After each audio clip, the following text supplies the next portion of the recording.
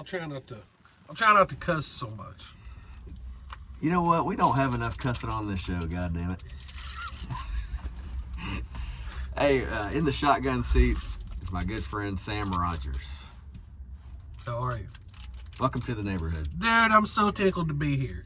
Seriously. Seriously. It hurt my feelings that we had to cancel and reschedule the first time. We roll with it, man. I knew it was going to happen with the right time, and that's the way it goes, man. Well, this couldn't be a right time. I hear you're leaving tomorrow. I was running around trying to get everything ready for England. I had put everything off to the last minute. I had to, you know, I'm going across the pond. I'm doing 11 shows, maybe 12. Cat Deeds over there is working on another one in Scotland, so I'm hoping that works out. That'd be so cool. Going with Daniel Kane, Hunter Flynn, and Greg Adams. Man. So we're just gonna have a time. Man, and that pisses me off because that means I won't get to see Greg Friday at the Twisted Cork. He won't be there. And we're playing with Sean Whiting. Well, it's gonna be a packed house. I guess Stephanie Campasi is over there running the show while he's away. Yeah. I guess they went on that together, and so working that out. Oh, I didn't know that. Yeah, it's a new thing that's happening. So, man, I'm so proud of Greg. Yeah, Greg is carrying the torch. If you're tuning in, you don't know anything about the Twisted Cork, make sure you check them out in Lexington, Kentucky. It's an establishment of music and wine and booze and beer and good times. But it's turned into a music venue. Yes, it's turning into a really nice listening room, but also I've heard of rock bands kind of tearing it down a little. Yeah. Even if it is a little more subdued acoustic style. And that's what we're going to go for. It's a place to rock it out. And, you know, the people that know about it, and they're there. We've been comparing it. And Greg Adams was the first one to coin it. It's like the Bluebird Cafe of Lexington, because it's a very intimate setting. It's like a listening room environment. So if you want to hear the lyrics to a song, you can sit there and hear the lyrics to the song, or you can go to Sean Whiting's show and the Big Badness and get your face melted. Make them ears bleed. Yes. Tell me about what you brought me today, man. This is a fancy looking cigar right here. So what I brought you today, and if you'll notice, check this out, the nice, I don't know if the camera will pick it up, but the nice yellowing to the wrapper, the yellowing to the band. So these are my last two. These are called the Drew Estate Unico Series Ratzilla. Cheers. Cheers. And this is based off of another Unico series called the Dirty Rat. The Dirty Rat happens to be my favorite cigar on God's green earth. You dirty rat. And then there's the Ratzilla. It's a big brother. Man, well, it's a beautiful looking wrapper. It's a darker. Is this a Maduro? This is Maduro. And I don't know if we'd ever get it to show on the camera, but it doesn't have a lot of tooth. I don't know if anybody talks about tooth on here, but it's a really smooth, oily wrapper. Well, they avoid the ones with the veins in it, and they just find the ones that are completely smooth. Yeah, they'll rip the main vein out. Okay. Of the leaf as they're rolling it. It's really neat. And part of the history to do with this cigar, for me personally, is, I got to go to Nicaragua back in 2018 and tour the Drew Estate factory. Very cool. And Cigar Safari is what it's called. Okay. So, you spend 3 days, 3 nights in the factory. They've basically got their own resort attached to the factory. And I don't think the Ratzillas were out yet. If they were still in a limited run. Now, they're not as unicorn as they used to be, just like everything else. Production ramps up. So they got, it's another destination for me to try to get to. Dude. Do they have any old Ford trucks over there? Nicaragua is full of Toyota Hilux. Lots of Toyota Hilux trucks. It's going to cost me a fortune to ship my truck over there. Yeah. Just for the show. So back then he wasn't the CEO. He had actually. So Drew Estate is the founder of sorry, let me back up. Jonathan Drew is the founder, one of the founders of Drew Estate Cigars. Back in the mid 2010s, they sold to Swisher. And during that lull period where JD, as we call him, wasn't the CEO, but he was the chairman of the board. Okay. From what I understand. I could be getting this completely wrong. But anyways, he's back to being the CEO now.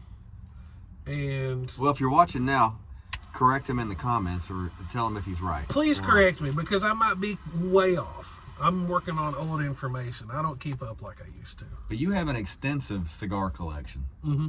I have. Well, let's talk a little bit about how I know that. You have a studio called the Fat Cave Studios in Slade, Kentucky. You've moved the studio from Jackson, Kentucky, and now it's there in Slade. I've recorded some stuff there, and I don't know how we got on the topic of cigars, but all of a sudden I brought the name, or the word cigar, and he without batting an eye, he immediately grabs a humidor, and then he grabs a cooler, and then he's like, check this one out, check this one out. For the next hour, you're handing me cigars and telling me the story about each one of them. Yeah, that's my nerd out, was cigars. I mean, it still is, but big cigar nerd. And it all started with Drew Estate. And that's the beginning of it. Mm-hmm. I'll tell you how I got into smoking cigars was back in 2012. I was working as a paramedic and had started working at Lee County over in Beattyville, Lee County Ambulance Service. Okay. And there was a couple of guys there, in particular, a really good friend of mine. His name's Daniel Williams. Daniel was a big cigar smoker. And Daniel hooked me with the Drew Estate Acid cigars. I remember those. Right?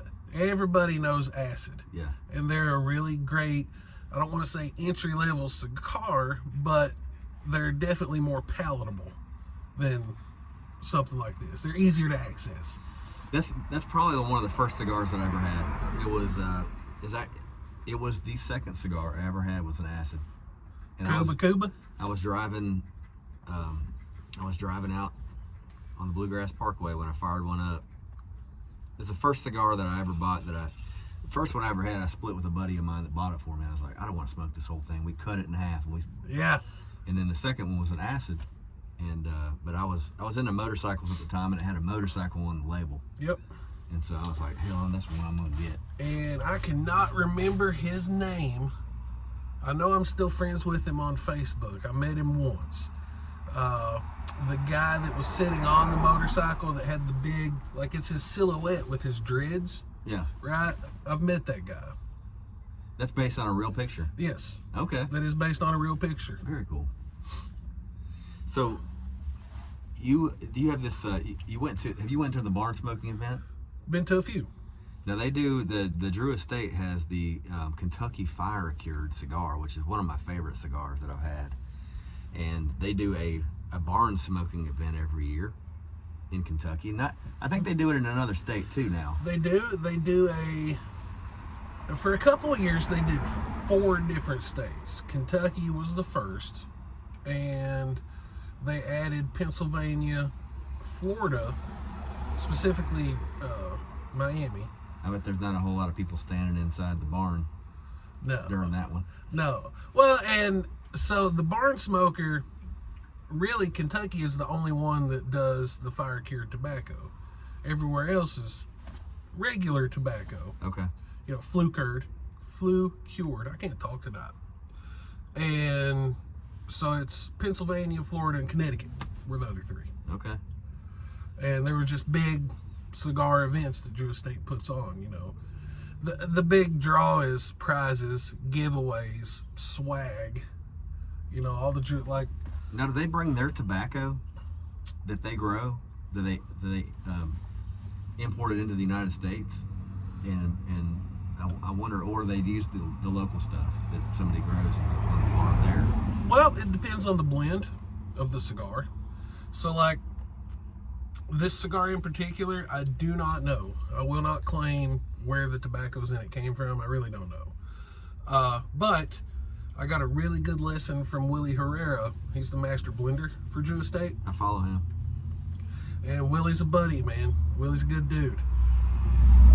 And Willie was telling me you can have the same seed, right, from the same mama plant, 2 identical seeds, and you can grow them 30 miles apart in Nicaragua and have a completely different flavor tobacco. There's so much real science that goes into it. It's wild. I think it's interesting, man. It's very, it's no wonder that they landed on Kentucky to do an event like that, because of being bourbon country, we know how different a bourbon can taste depending on the environment that it grows. And the barn that it's stored, or the rick house that it's stored in. And specifically, the Kentucky Fire Cured, one of the tobaccos that's in it is grown in Hopkinsville, Kentucky. And that's why they do the barn smoker there. It's actually on the family farm that supplies that tobacco. Okay. And what they do from there is, so if you've had the Kentucky Fire Cured, they basically ship it to New Orleans, it holds there for a bit, and then it goes to Nicaragua. They import it from America to Nicaragua. Okay. And however, if you ever had the Pappy Van Winkle cigars, same exact tobacco from the same farm in Hopkinsville, except they send it to Louisiana and they ferment it in wine barrels. It's a tasty cigar. It's also an expensive one. Yes. And I save, every time I get one of those, I take the label off and I tack it up in my front porch. So I've got maybe 3 or 4 of them tacked up there. Oh, them Pappies? The little label, I tack them up on my front porch. Yeah, well, hang on to these too, man. Yeah, man. Because these guys, they're special. I've got a little collection of the labels. I take them off, and I've got a table on my porch that has like a glass top. Yeah. And I'll slide them under there. So. Well, I think I showed it to you when you came to my house the first time. I have a shadow box in the old cave. We call it the old cave. And that shadow box is nothing but cigar bands of cigars that me and the homies have smoked in the cave. And that was the old cave. Yeah. That was the old holler where I used to live. We lived in a little trailer, and it was just a little like an Amish building. Was it the one that I went to at one time when we first met? You did the Fat Cave videos. Yeah, no, it was before that. Before that one, okay. It was before that. And whenever we moved, when we bought that house that you came to, which is where that place is, when we bought that house and moved, that shadow box, I never added to it anymore. I wanted it to just be the memory from the old cave. That's very cool. And so there's a lot of cool bands in it. Yeah. I'd like to do something with them, maybe like hodgepodge. It'd be cool to stick them on, if you were like doing a guitar, take the bands and put them on a guitar and then epoxy over top of it or something. Yes. Something like that. Something to preserve it really forever. Cool. Well, let's talk about your studio, because not only are you a cigar connoisseur, aficionado, you are a badass producer. Thank you. In the studio, man. Thank you. And what was the very first spark that you felt that, like, I need to do this, I need to record music, and I need to get good at it? Well, that question's almost really easy to answer. It was 1999. And me and a couple friends were in a band. It was a rock and roll band. We were called Face. And Face. Okay. And you've never heard any of this. All right. And so Face consisted of me, another feller named Jason. His nickname was Pete. And his nickname was also Face. And that's how we named the band. And the Face thing came about, sidebar. He had bought like a work shirt from Goodwill, and it said Face on it for the name patch. So everybody just started calling him Face. That's funny. And another friend of mine, his name is John. And we wanted to record, but You know, it was 1999. We're all in high school still. Okay. And so we just went to the doo-wop shop up in Lexington, and I rented an 8-track 8-at machine, which uses essentially VHS tapes, and a little mixing board, and a CD burner, and a graphic equalizer. And we cut our first record, we'll call it, in my bedroom at my mom's house with that gear.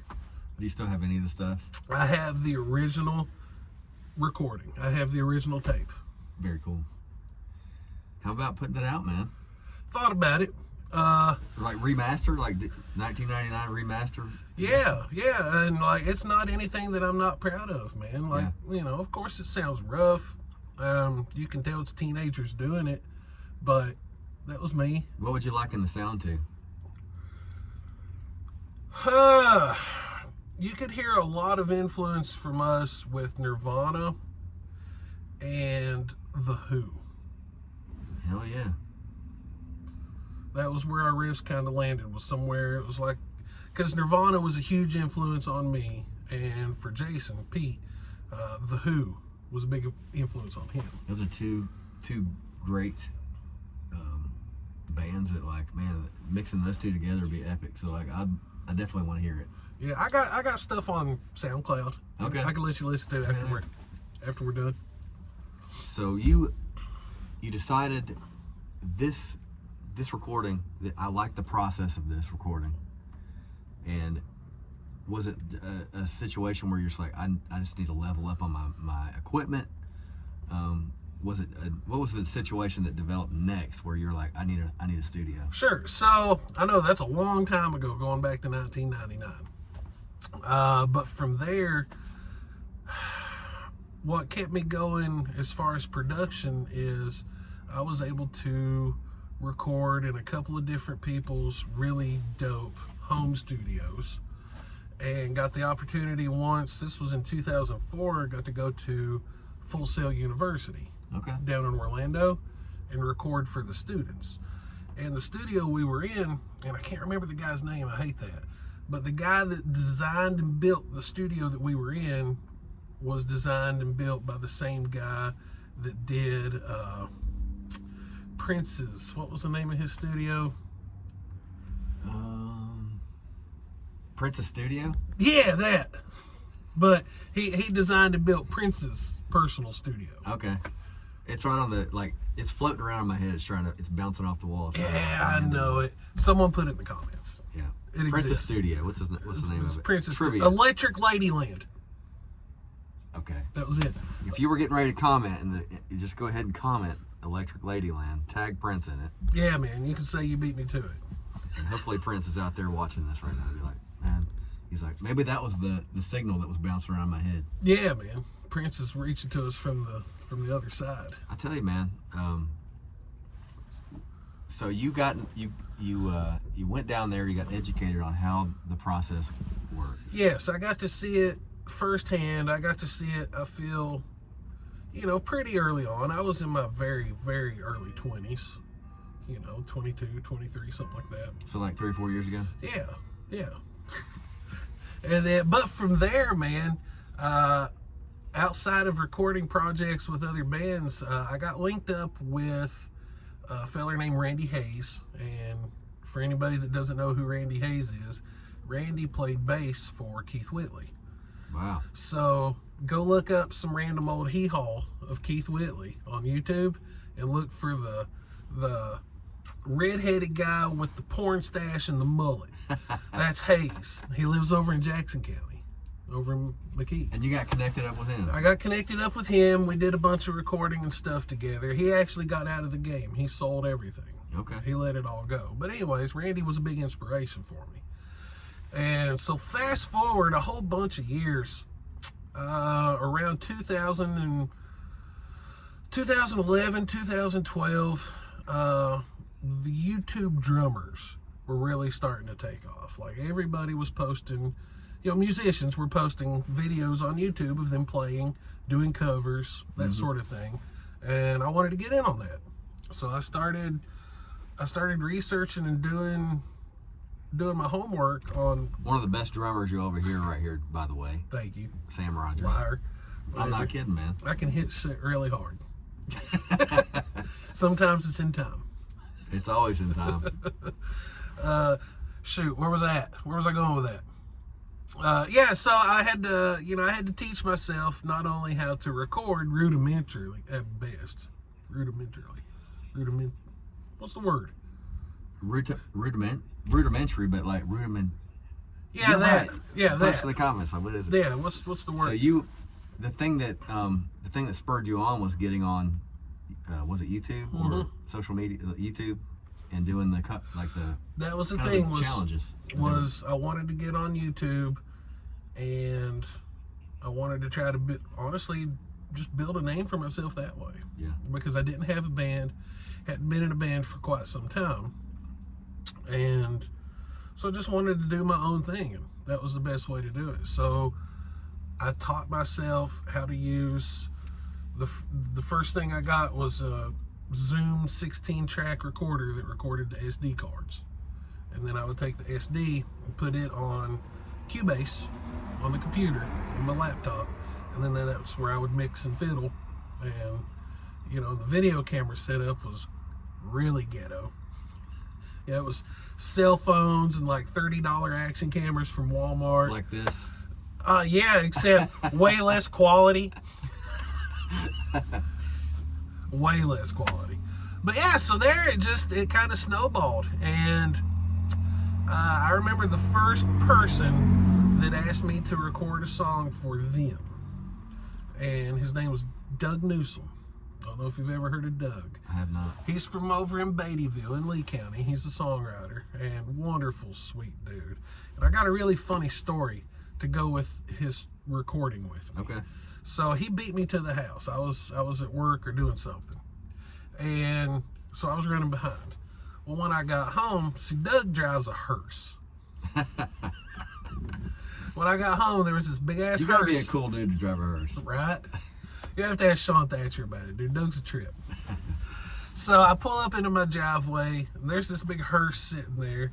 Well, Doug is sitting in my driveway and playing guitar and singing, and I had chickens at the time, right? And all of my chickens were lined up around Doug watching him play. Was he chicken picking? He was chicken picking, I guess. I don't know, man.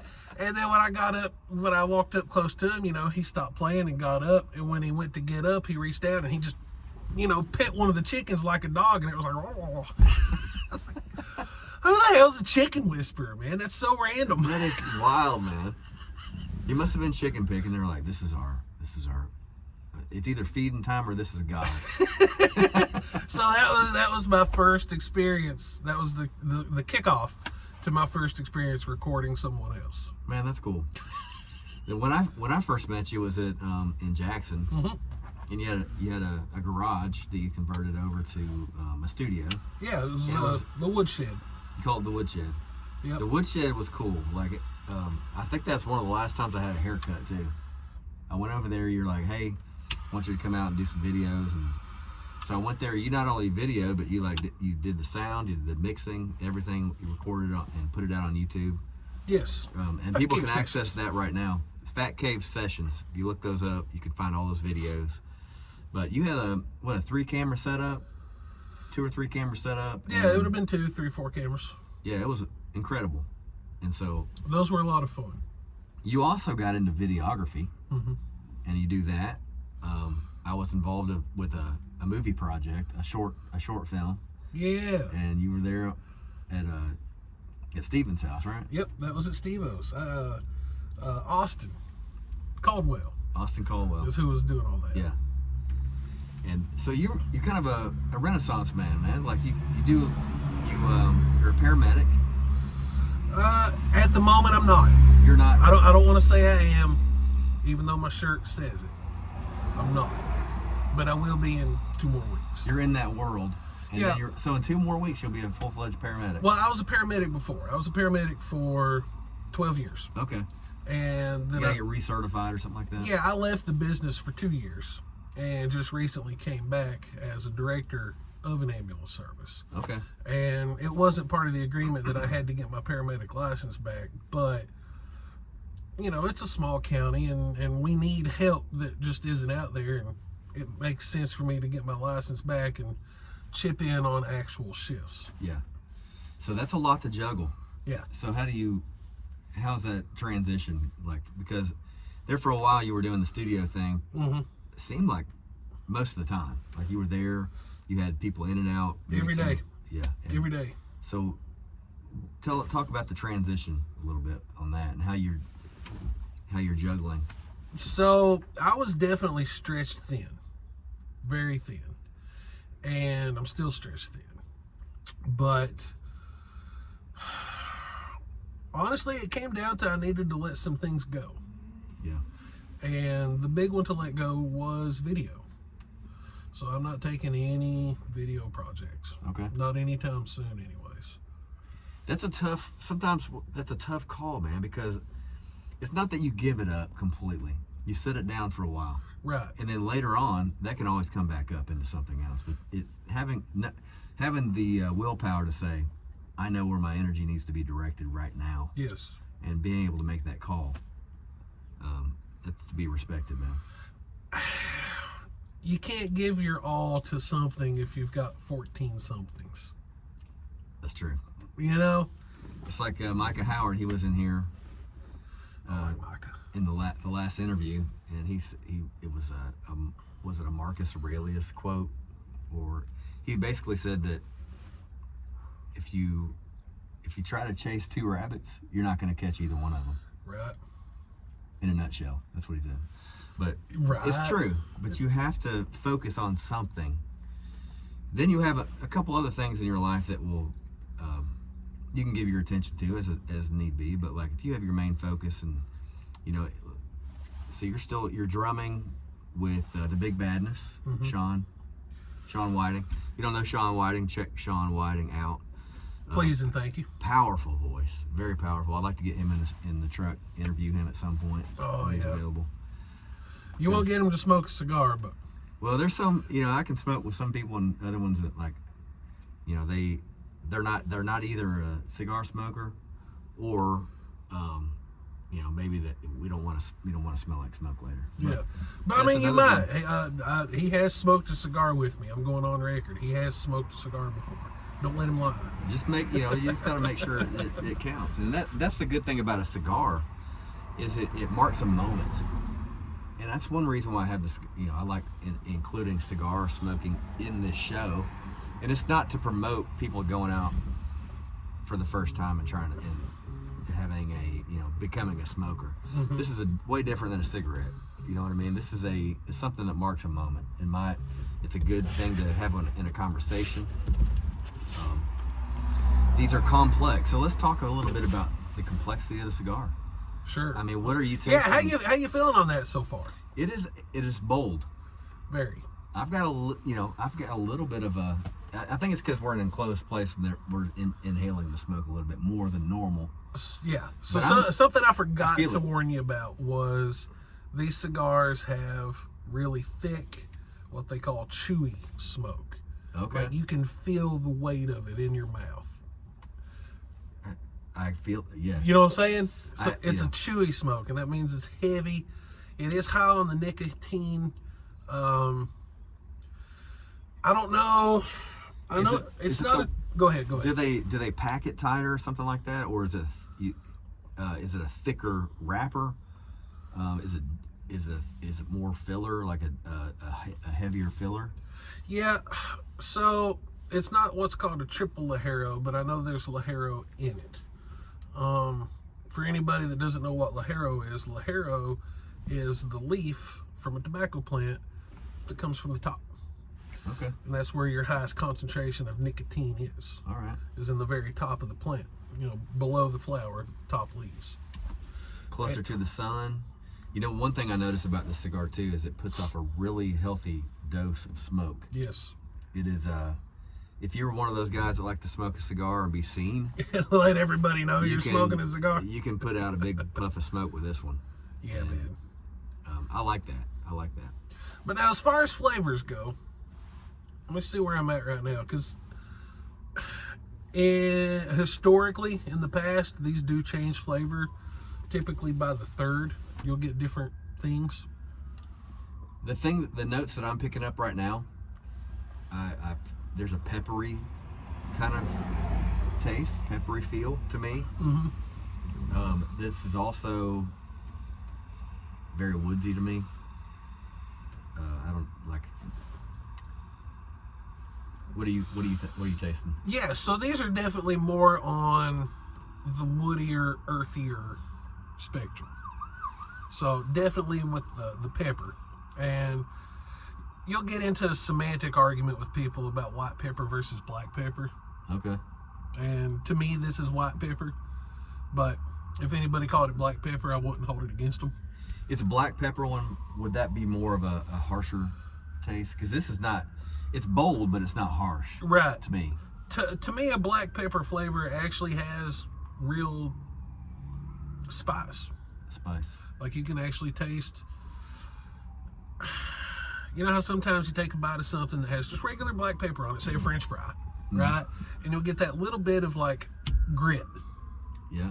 That kind of is what, because it's all subjective at the end of the day. Your palate's going to be different from my palate. But that's how I discern white pepper from black pepper, is just by that bite. There's a bite to it. I don't know any other way to explain it. Yeah, I definitely feel that with this. This is my kind of cigar right here. You know, I like the Maduros. I like the darker, bolder cigars. I love Maduro. And something that's really a misconception about Maduros is a Maduro wrapper, you know, is a dark wrapper, right? It's been aged longer, etc. But a lot of people will say that darker wrapper equals heavier cigar, and that's not the case at all. You know, take a Cuba acid, for example. That's a Maduro wrapper, but it is not a harsh cigar. And in turn, so take another hit of this, but get your lips wet and just taste that. And you should get a little hint of sugar. Even though there's no sugar added to this, it should have a sweeter kind of sensation. Almost like not quite honey, but honeysuckle. You know how it's just barely sweet? Because what happens is when you're curing a Maduro leaf, natural sugars come out of the tobacco plant, or the tobacco leaf. So that translates to literal sweetness. One thing I love about the Drew Estate is they have such a great variety of cigars. One of the first cigars that I like would go back repeatedly to get was the Sweet Betty. Oh yeah. And they were Sweet Jane. they're Sweet Jane. Yeah. And there's a Fat Bottom Betty. There's Sweet Jane, Dead Betty, and oh God, what was the Fat Bottom? But they have those definitely have. You put them in your mouth, it's a sweetness from the get-go. Yeah. And I don't know what they do to that to make that happen. They probably have to, coat it with something. But these are, if you're new to smoking, it's kind of an easy. My low battery. Those are kind of an easy smoke to start off with because they're sweeter. Yes. We are having to wrap up here in a minute just because, but in conclusion, man, what is some advice that you would give to yourself? And I was trying to formulate this last interview in a way that like made sense, but like if you could go back in time 10 years ago, tap yourself on the shoulder and whisper one thing into your ear, what would it be? And this, because the show is about falling forward. It's about learning from our mistakes, learning from our errors, taking the gold nuggets that we get out of making mistakes and taking them with us as a positive. So it's okay to say no. It's okay to say no is It's wisdom. That is for everything in life, and I wish I'd have learned that sooner. It's okay to say no. Yeah. You know, if there's something you're not comfortable doing, be it personal or professional, you know, say no. Because that's how I stretched myself then, was I never said no. Yeah. People pleaser, you know. It's easy to be a people pleaser, especially if you have any sort of mental illness that traps you in some sort of OCD or ADHD kind of rut. Mm-hmm. You're always going to be a people pleaser. Stop it. Got to get out of that. Stop it. The only person that suffers is yourself. When you're giving all your energy away all the time, you have nothing to sustain yourself, and so that's great, man. That is that's gold right there. I mean, it's such a simple concept, but how difficult is it? Very. Especially when you're an artist. When you are an artist, it's sometimes we get out there, we try to do everything to make it work, and nothing is accomplished. So focus on what your dream is and what your hopes are, and the people that mean the most to you along the way. Don't ever give that up. Right. Don't ever give that up. That's your energy. Keep it. And that's why, you know, if I'm not working or if I'm not playing or actively recording music, I'm at home.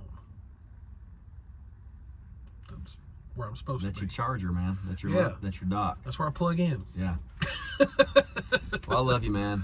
I've recorded my last album there, most of my last album, and Green Empire, man, the one that if you watch the interview with Micah Howard, we both wrote that song together. Micah's getting ready to release Green Empire. I recorded Green Empire with this man right here, Sam Rogers.